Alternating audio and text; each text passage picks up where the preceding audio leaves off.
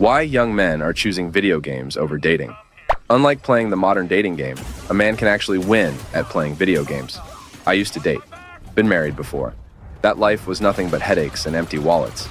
Getting over the idea of needing a romantic partner was the best choice I ever made.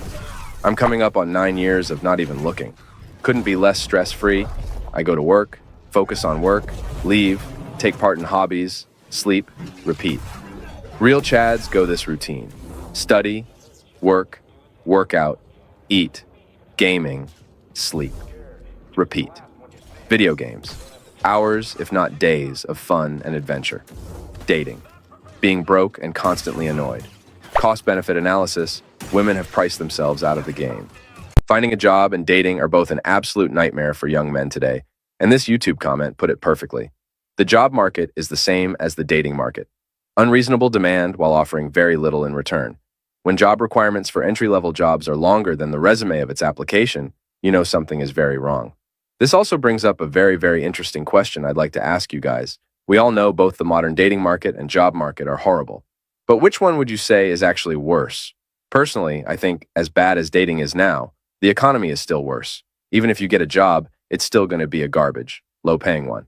But what do you guys think? Is the job market or dating market worse now? And is either a better option than playing video games at this point? Is dating worth it in 2024? Or should you just stay home and play video games? 10 years ago, this would have been considered a joke, but today, it's actually a serious question.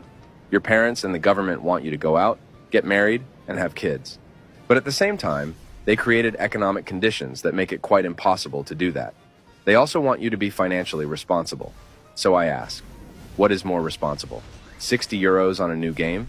Or 20,000 euros for a wedding? 1,000 euros on a gaming PC? Or 200,000 euros to raise a child? The government and the older generation really screwed over the economy. If you're one of the lucky few who has a job, you have to manage your money very carefully. And I'm just not sure if dating is the best way to do that. But I'm just asking questions here. What do you guys think?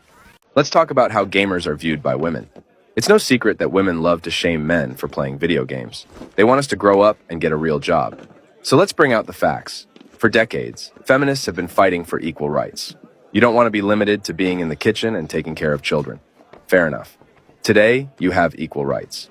You can have your own career, you can make your own money, you don't need a man, so do it. Don't ask me to stop playing video games and get a real job, because that would mean you actually do need a man's money. You wanted to eliminate traditional gender roles, so fine, let's do it. If I can't ask you to get in the kitchen and make a sandwich, you can't ask me to stop playing video games and get a real job. Why men choose video games over women? Have you seen most of the women and their attitude?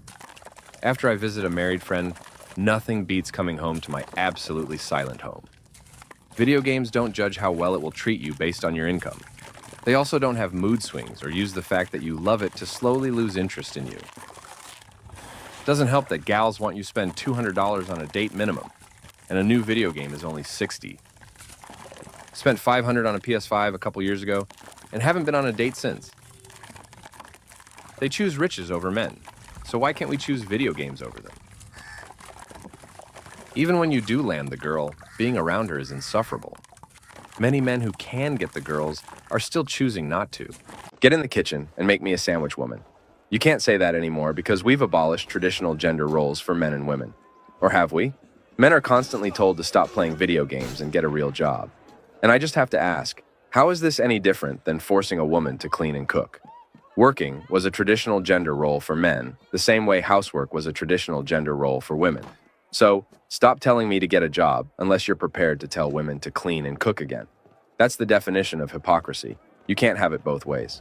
This rant might come across as anti-feminist, but it's really the most pro-feminist viewpoint if you actually think about it. Feminists only want women to have half the jobs. I think women are so strong and empowered, they should take all the jobs and pay for us to stay home to do what we enjoy. You say you don't need a man, and you can make your own money, so why are you asking men to stop playing video games and get a real job? If you need men to stop playing video games and get a real job, doesn't that mean you do need a man's money? Why do you say a 20-year-old man is too old to play video games, when you're literally painting your faces till you're 50? Why do you say video games are a waste of time, while you waste 8 hours a day scrolling Instagram and engaging in pointless gossip about Netflix shows? Why did you spend 50 years fighting for equal rights and equal pay, but you still want a richer husband? Doesn't that defeat the whole purpose of equal pay?